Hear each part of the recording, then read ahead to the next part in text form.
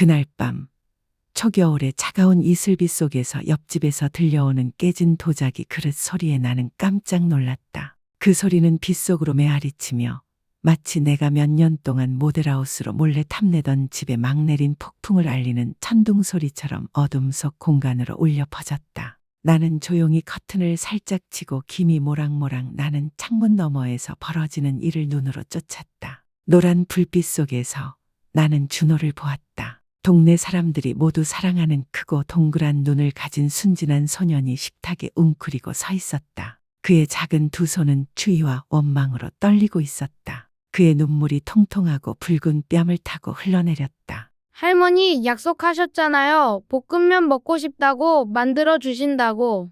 그의 목소리는 목이 메어 한마디 한마디가 듣는 이의 귀를 찌르는 듯했다. 평생 열심히 일하고 가족을 위해 희생했던 늙고 마른 시어머니는 그 자리에 얼어붙은 듯 앉아 있었다. 해진 스웨터를 입고 웅크리고 앉아 빛바랜 스웨터 자락을 꽉 쥐는 손은 떨리고 있었다. 눈은 아래로 처져 있어 손자의 실망스럽고 원망스러운 눈을 감히 마주칠 수 없었다. 딸처럼 사랑했던 며느리 지영은 이제 차가운 눈빛과 날카로운 목소리로 말했다. 준호야, 그만해. 볶음면 한 접시 가지고 소란 피우는 거야. 난 이미 지쳤는데 뭘 더 바라는 거야?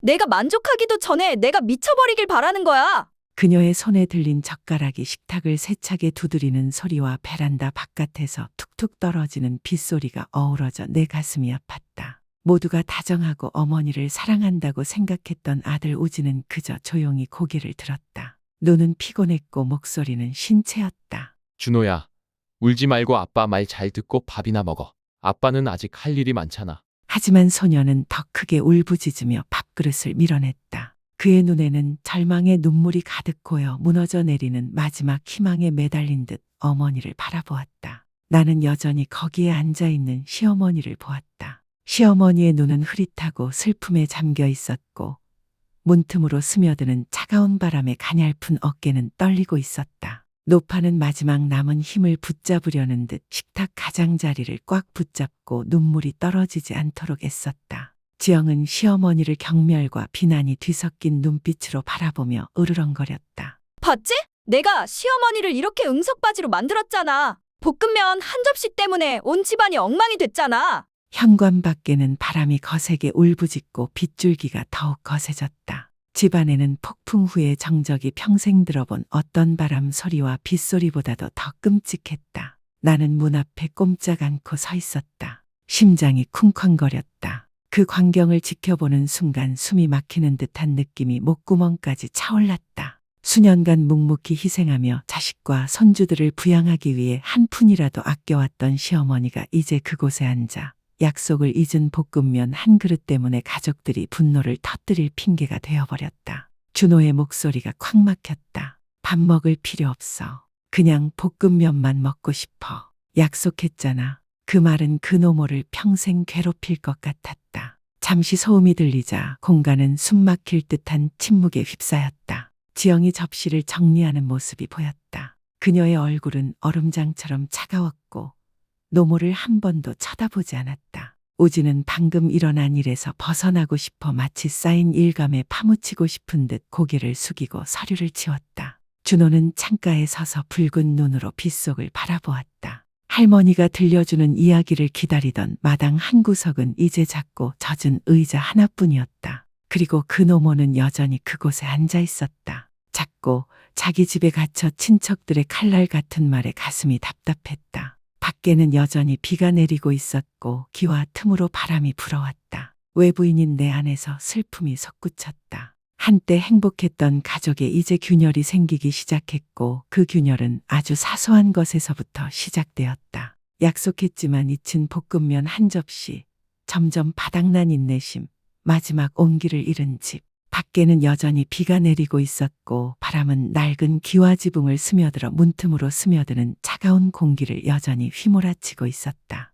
동네 전체가 빗줄기에 휩싸여 가로등이 흐릿해지고 그 집만 남았다. 비바람에 온기가 씻겨나간 듯했다. 김이 모락모락 나는 창문 너머로 그 노모의 모습이 여전히 보였다. 그녀는 그림자처럼 말없이 앉아 있었다. 낡은 스웨터 아래로 가느다란 어깨가 살짝 떨리고 있었다. 늙은 손은 더 이상 그녀를 위한 자리가 없는 집에 남아있는 연약한 온기를 붙잡으려는 듯 빛바랜 스웨터 자락을 꽉 쥐고 있었다. 그녀의 움푹 꺼진 눈은 앞에 어둠을 바라보았고 입술은 마치 뭔가 말하고 싶은 듯 움직였지만 목에 걸려 있었다. 아이들의 웃음소리와 식사 시간마다 서로를 부르는 즐거운 목소리로 가득했던 부엌에는 이제 시계의 묵직한 똑딱거림, 현관 지붕에 떨어지는 빗소리, 그리고 바람에 휘날리는 휘파람 소리만이 가득했다. 차가운 침묵이 집안을 감싸고 그곳에 서 있는 나 같은 외부인들은 목이 메었다. 나는 그날 밤이 그녀에게 아주 길 것임을 알고 있었다.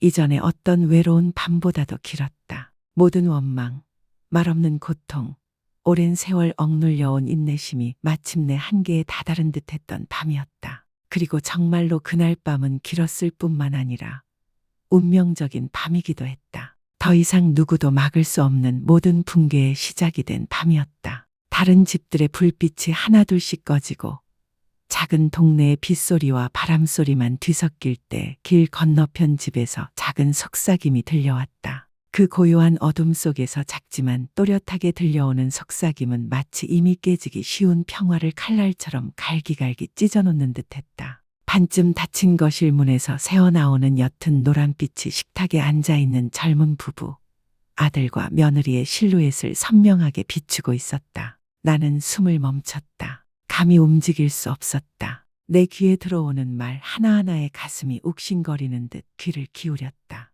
봤지? 엄마가 여기 서명만 하면, 양도가 끝나고 그 땅을 팔면 빚을 갚고 가게를 확장할 돈도 남을 거야. 그것만 있으면 돼. 알아요. 하지만 죄책감이 들어요. 결국 부모님의 평생의 업이잖아요. 실수라고요? 그걸 실수라고 부르세요. 엄마는 연세가 많으시고 정신이 또렷하지 않으세요. 몇 마디 하니까 엄마가 수화를 쓰셨어요. 수화를 쓰고 나서 엄마를 요양원에 보내 깨끗하게 하고 누군가 돌봐주게 하세요. 우리 모두 덜 고통받을 거예요. 그게 모두에게 좋은 일이에요.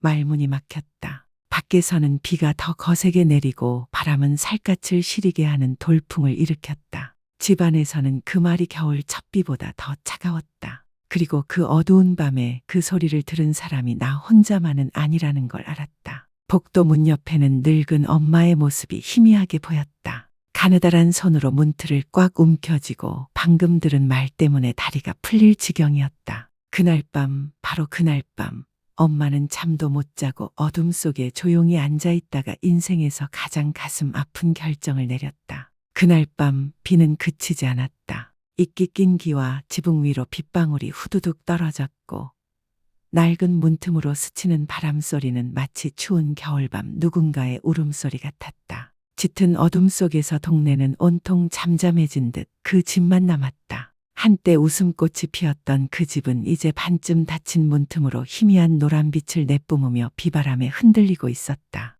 나는 창가에 조용히 서 있었다. 왜 이렇게 가슴이 무거운지 알 수 없었다. 그 빛, 그 소리 마치 나를 벗어날 수 없는 악몽 속으로 끌어당기는 듯했다. 집안에서 속삭임이 들려왔다. 작지만 고요한 밤 한가운데서 한마디 한마디가 내 귀를 찌른다. 바깥의 초겨울 바람보다 더 날카롭고 날카로운 소리였다. 노란빛 아래 얼룩덜룩한 벽에는 젊은 연인의 실루엣이 새겨져 있었다. 그들은 테이블에 앉아 있었고 내가 바로 알아볼 수 있는 서류들을 들고 있었다. 가계부, 빨간 장부, 그리고 마치 할머니가 마지막 생명의 보증인처럼 소중히 간직하신 저축 영수증들이었다. 봤지?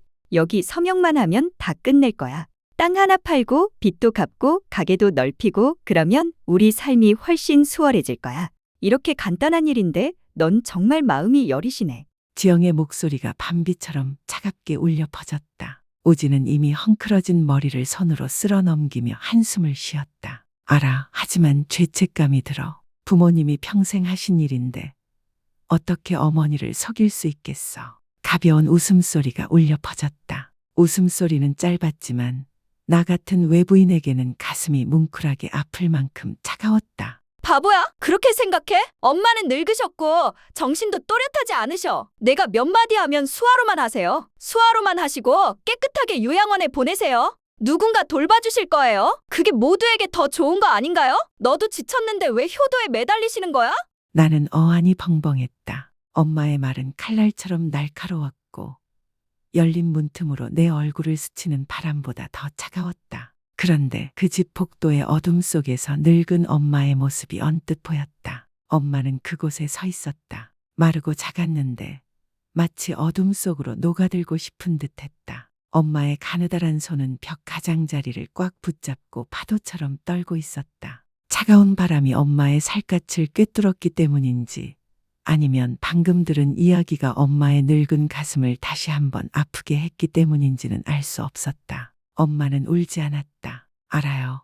눈물이 나지 않을 만큼 큰 고통이 있다는 걸. 나는 그녀가 삶의 짐을 지고 있는 듯 한 걸음 한 걸음 무거워 어둠 속으로 물러나는 것을 보았다. 하지만 운명은 다시 한번 그녀를 놀리려는 듯했다. 갈증 때문에 마음을 진정시키고 싶어 손에 쥐었던 작은 유리잔이 그녀의 마른 손가락에서 미끄러져 차가운 돌바닥에 떨어져 요란한 소리를 내며 산산이 조각났다. 그 소리는 이미 비극으로 가득 찬 분위기를 찢어발기는 듯 비오는 한밤중에 울려 퍼졌다. 집안에서 젊은 부부는 갑자기 문 쪽으로 돌아섰다. 충격과 공포에 찬 눈으로 소리의 근원을 쫓았다. 복도에서 불어오는 차가운 바람이 탁자 위에 서류들을 날려버리고 미완성된 계획들을 엉망으로 만들었다. 하지만 노모의 모습은 이미 어두운 구석으로 사라져 벽에 등을 기대고 마치 가슴에서 터져나올 듯 쿵쾅거리는 심장을 진정시키려 애쓰고 있었다. 그녀의 손은 셔츠 자락, 벽,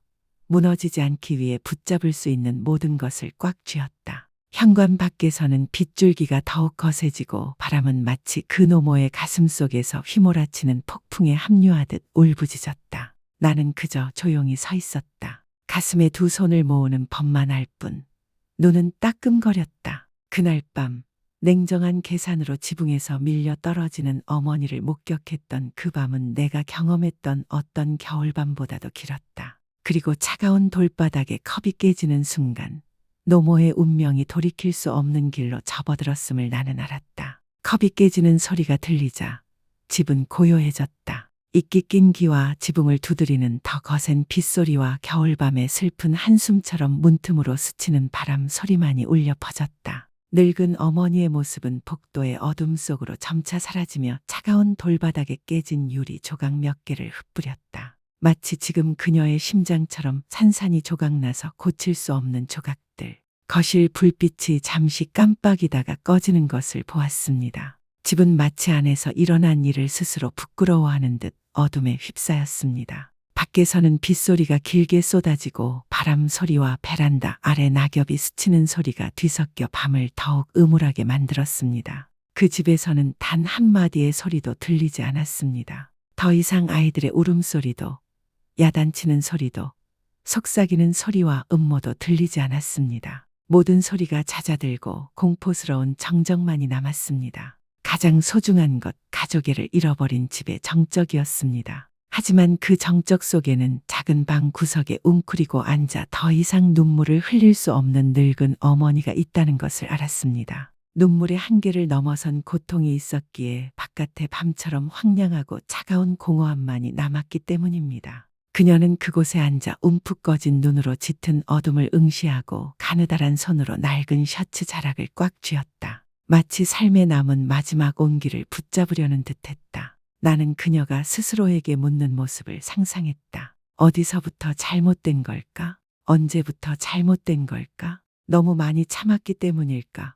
아니면 너무 많이 사랑했기 때문일까? 그리고 나서 나는 깨달았다. 그날 밤은 늙은 어머니에게 단순히 잠 못 이루는 밤이 아니었다. 조용히 묵묵히 인생에서 가장 큰 결정을 내린 밤이었다. 분노나 원망에서 비롯된 결정이 아니었다. 바로 깨달음에서 비롯된 결정이었다. 앞으로 나아가지 않으면 남은 유일한 것, 자존심과 너무 많은 인내심으로 산산이 조각난 마음속 마지막 빛을 잃게 될 거라는 것을. 밤바람이 여전히 현관을 스쳐 지나갔고 빗줄기가 여전히 쏟아져 낡은 기와 지붕을 적셨다. 하지만 그 비 오는 밤에 나는 그 늙은 어머니가 더 이상 떨지 않았다고 생각한다. 내일은 새로운 아침일 뿐만 아니라 새로운 길이 시작될 것임을 그녀는 알고 있었기 때문이다. 자신을 구하기 위해 어쩔 수 없이 가야 했던 길이었다. 그날 밤은 내가 경험했던 어떤 겨울밤보다도 길었다. 빗방울은 여전히 쏟아지고 있었고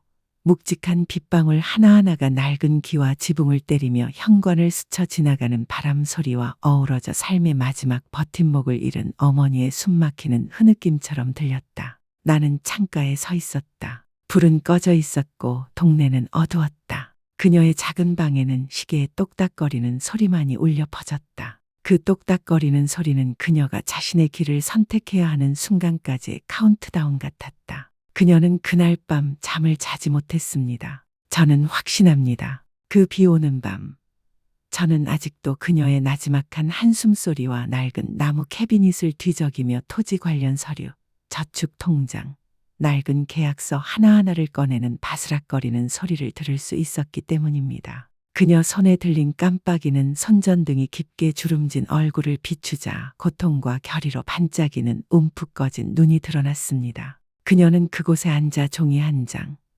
한 줄 한 줄을 넘기며 마치 여기에 얽힌 자신의 온 삶을 되돌아보는 듯 했습니다. 남편과 함께 힘들게 일했던 시간들, 채소와 케이크를 팔며 한 푼이라도 쎄느라 밤을 지새웠던 시간들, 그가 들판에서 쌀알 하나하나를 모으느라 허리를 굽혔던 날들, 그 모든 것이 이제 사람들이 그녀의 서명과 맞바꾸려고 계산하는 종이 조각이 되었습니다. 그 순간 나는 그녀가 분명히 이해했다는 것을 알았다. 만약 그녀가 계속 가만히 앉아 기다리고 달콤한 말에 마음이 누그러진다면 머지않아 모든 것을 앗아갈 서류에 서명하게 될 것이다. 집, 추억, 자존심, 그리고 그녀 자신까지. 그날 밤 비가 그치기 시작하고 바람은 여전히 차가웠다. 노파는 재빨리 낡은 카디건을 걸치고 낡은 목도리를 목에 두른 후 조용히 문을 열었다. 그녀의 발걸음은 느렸지만 단호했다. 그녀는 그의 제단 앞에 멈춰 서서 오랫동안 서 있었다. 조용히 기도하는 그녀의 손은 떨렸고 그의 초상화의 시선을 고정한 채 마치 용서를 구하는 듯, 마치 뒤늦은 사과를 보내는 듯했다. 그러자 그녀는 문을 열고 현관으로 나갔다. 희미한 가로등 불빛이 이른 겨울 아침의 차가운 안개와 습기 속에 잠긴 그 작은 모습을 비추고 있었다. 그녀는 뒤돌아보지 않고 나갔다. 그 지붕이 마음에 들지 않아서가 아니라 뒤돌아보면 계속 나아갈 용기가 나지 않을 거라는 것을 알고 있었기 때문이다. 나는 커튼 뒤에 서서 지켜보았다. 눈이 따끔거렸다. 그녀가 원망하거나 사랑을 포기하기 위해 떠난 것이 아니라는 것을 알았다. 자존심이 짓밟히고 사랑이 상품처럼 거래되는 것을 더 이상 지켜볼 수 없어서 떠난 것이다. 어두워지는 아침 햇살은 밤비에 젖은 거리들을 서서히 드러냈다. 그녀의 모습은 낡은 집들 뒤로 서서히 사라져 분주한 군중 속으로 녹아들었다. 그녀가 내딛는 걸음마다 심장이 쿵쾅거리며 떨어지는 듯했고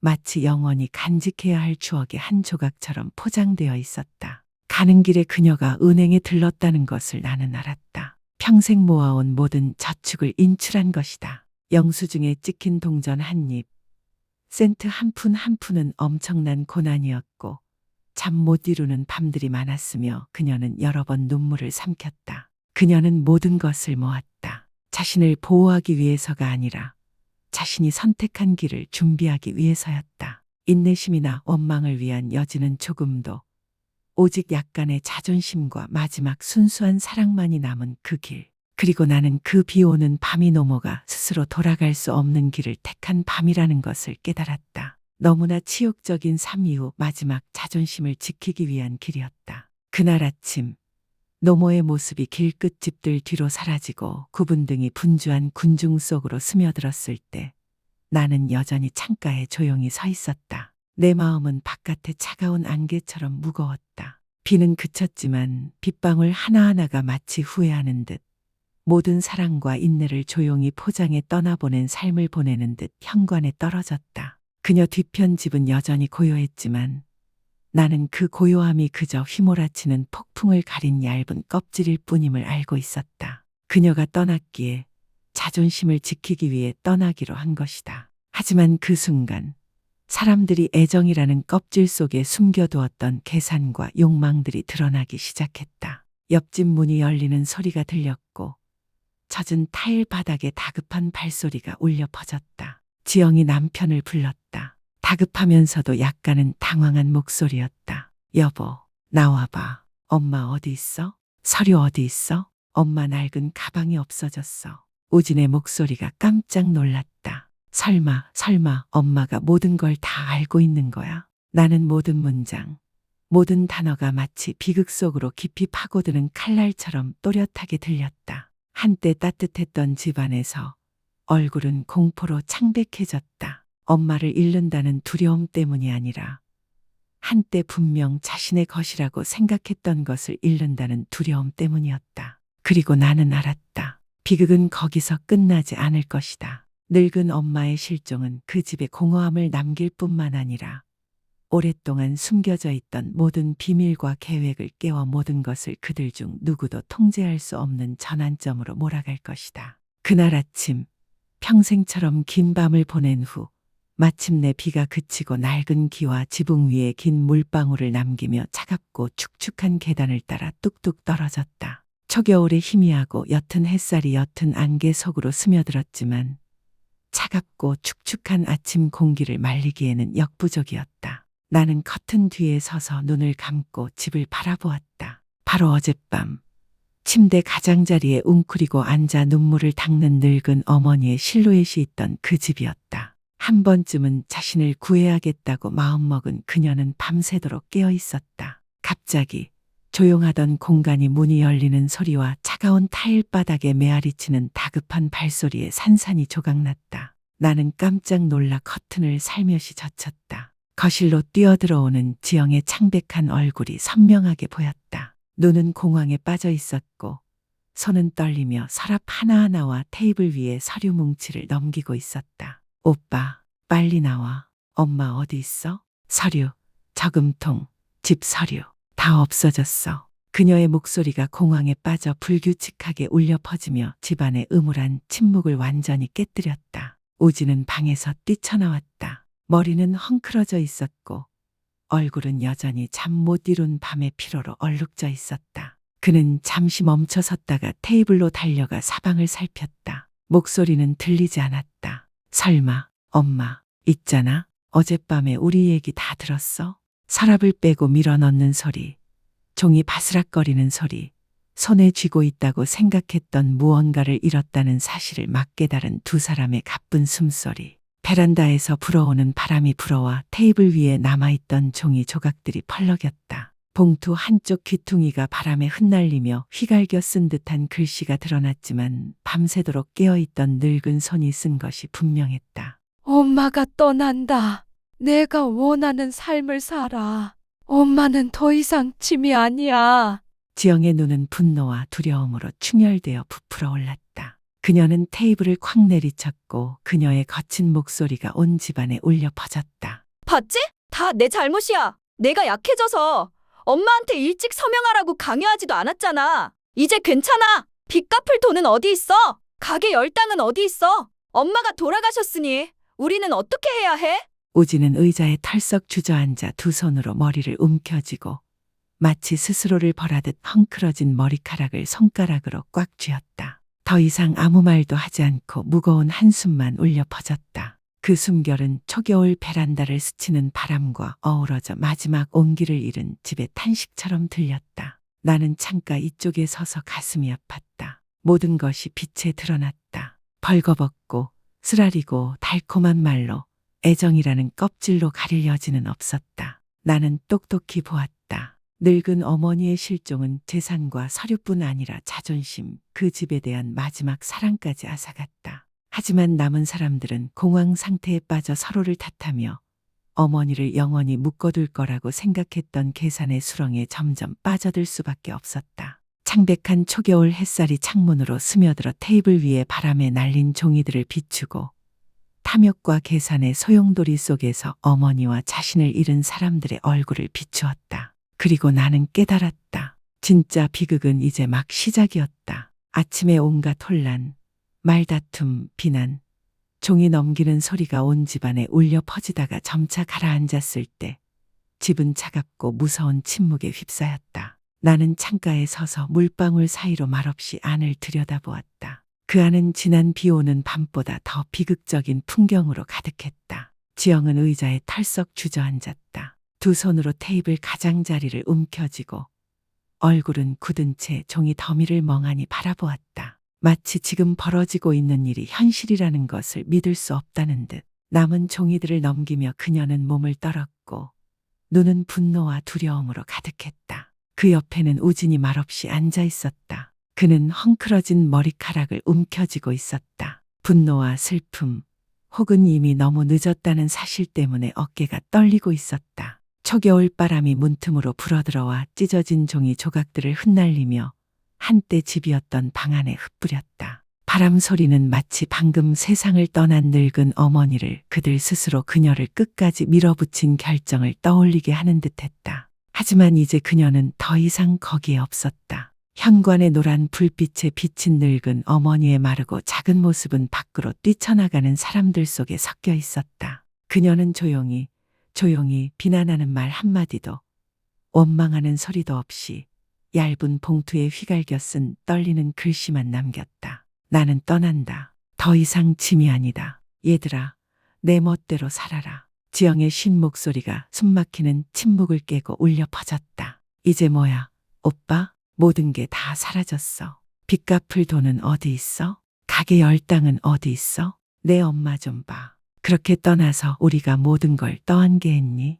우진은 고개를 숙인 채 아무 말 없이 있었다. 그의 손이 떨리고 꽉 쥐어지며 흐릿하고 슬픈 눈빛이 마치 늙은 어머니의 모습을 찾는 듯 앞을 응시하는 것이 생생하게 보였다. 하지만 이미 때는 늦었다. 밖에서는 초겨울의 희미한 햇살이 회색 구름 사이로 쏟아져 이끼 낀 기와 지붕을 비추고 차가운 집을 비추고 거실에 펄럭이는 종이 조각들을 비추고 있었다. 마치 살과 피었던 지붕을 남겨두고 떠나버린 늙은 어머니의 자존심과도 같은 종이 조각들이었다. 그리고 바로 그 순간 늙은 어머니는 낡은 지붕에서 멀리 떨어진 곳에 차가운 바람 속을 천천히 그러나 꾸준히 걸어가고 빛바랜 모직 스카프 아래로 고개를 살짝 숙이고 가냘픈 손으로는 온갖 서류와 영수증이 담긴 낡은 가방의 끈을 꽉 쥐고 있다는 것을 알았다. 평생 모아온, 평생 사랑했던 것들이 이제 그 작은 짐 속에 담겨 있었다. 나는 눈을 감고 현관을 스치는 바람 소리에 귀를 기울였다. 그 소리에는 내 한숨이 담겨 있었다. 내 마음속에 진실이 부드럽게 울려 퍼졌다. 그녀는 마지막 여정을 시작했다. 평생 인내와 쓰라림 속에 묻혀 지낸 후 자신만의 여정이었다. 그리고 그녀 앞에는 긴 길이 기다리고 있음을 알았다. 익숙한 지붕이 없는 길이었지만 너무나 고통스러웠던 삶에서 남은 작은 존엄성을 지키기 위해 어쩔 수 없이 선택해야 했던 길이었다. 그날 아침 초겨울의 희미한 햇살이 낡은 지붕 뒤로 스쳐 지나갈 때 나는 여전히 창가에 조용히 서서 길끝으로 사라지는 작은 노모의 모습을 바라보았다. 그녀의 모습은 분주한 군중 속에 묻혀 있었고 빛바랜 모직 스카프는 바람에 떨리고 어깨 위에서 해진 카디건 자락은 느리지만 단호한 발걸음으로 펄럭였다. 그녀는 뒤돌아보지 않았다. 단 한 번도. 나는 그녀가 차갑거나 무정해서가 아니라 뒤돌아보면 앞으로 나아갈 만큼 강하지 못할까봐 두려워했기 때문임을 알았다.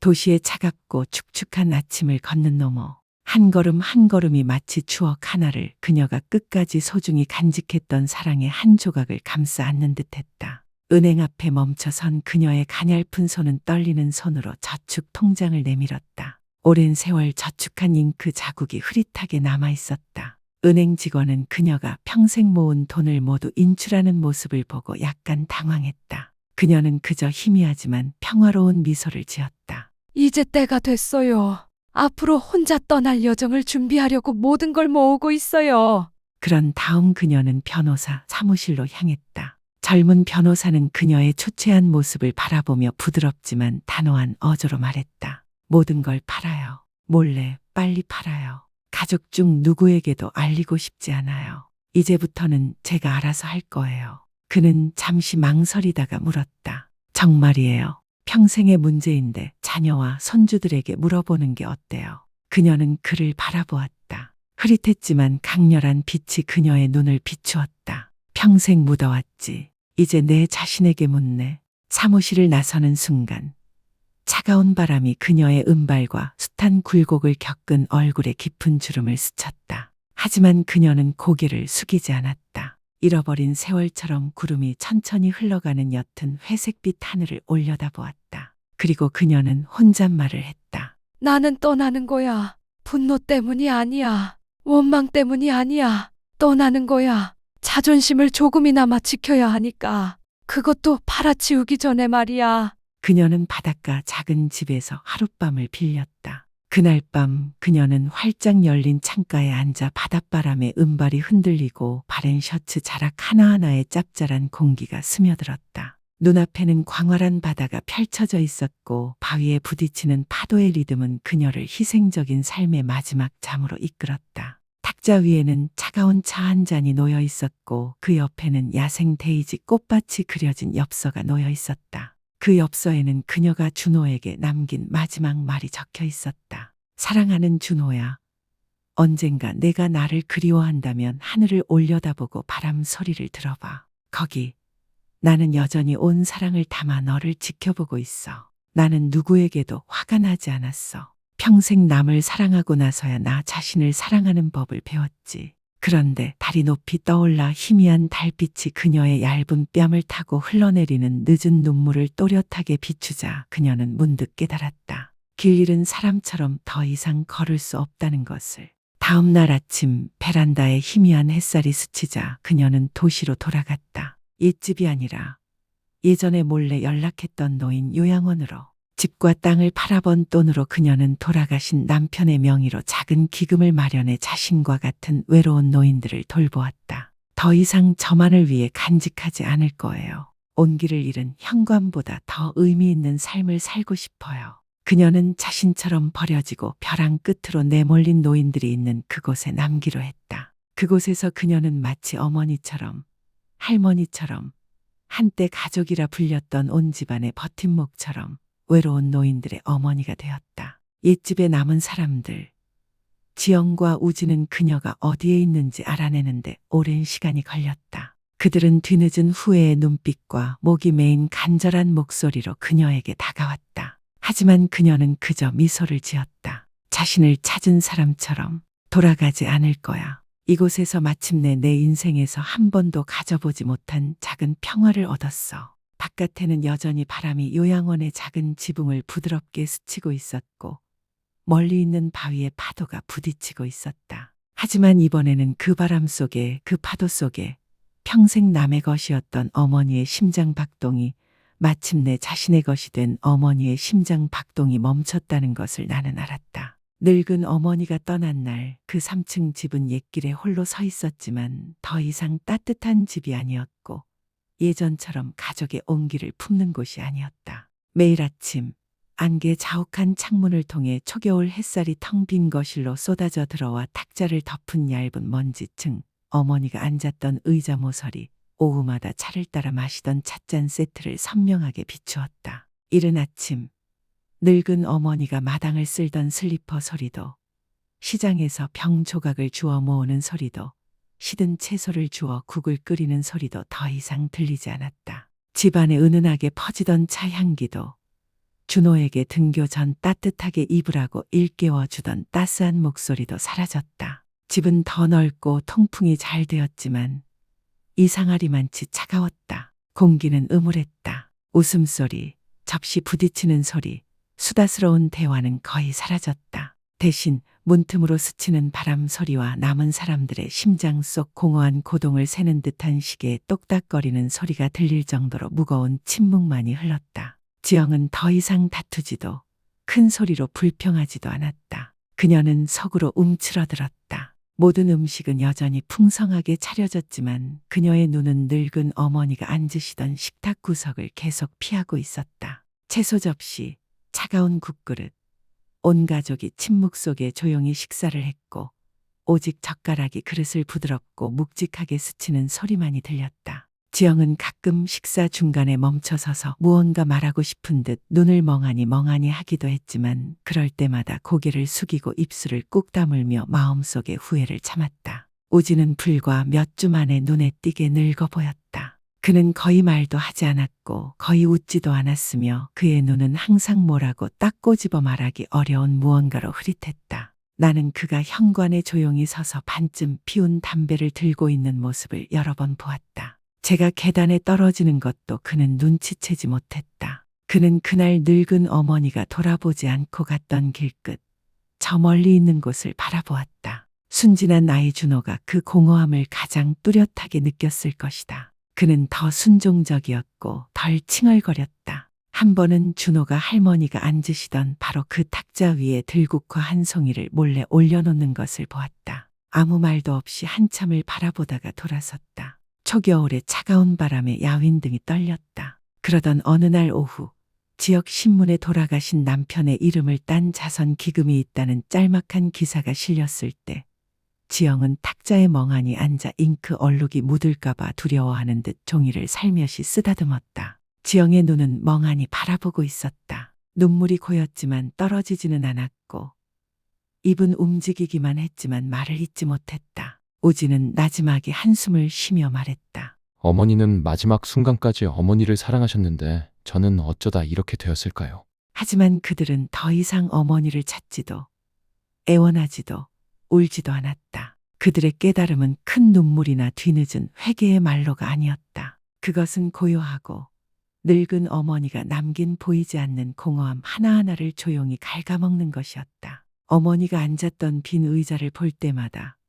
차가운 집 하늘 스치는 바람 소리를 들을 때마다 그들의 마음은 아팠다. 그 집은 매일매일 그 자리에 서 있었다. 가구는 여전히 그 자리에 있었고 추억은 여전히 그 자리에 있었지만 온기는 사라져버렸다. 그들은 꿈꿔왔던 바로 그 장소에서 살았지만 그 집에서 가장 큰 상실감을 느꼈다. 그들의 늙은 어머니는 머나먼 곳, 해안 요양원의 낡은 현관에서 바위에 부딪히는 파도 소리 속에서 짭짤한 바닷바람 속에서 삶의 마지막에 마침내 작은 평화를 찾았습니다. 평생 한 번도 가져보지 못한 평화였습니다. 그녀는 누군가가 자신을 찾아줄 거라고 기대하지 않았고 누군가 자신을 다시 불러줄 필요도 없었습니다. 다만 남은 사람들이 비록 늦었더라도 가족의 사랑은 저울질하거나 교환할 수 있는 것이 아니라는 것을 이해해 주기를 바랐습니다. 그리고 저는 그 공허함, 그 길고 숨막히는 침묵이 그들에게 가장 깊은 경고이자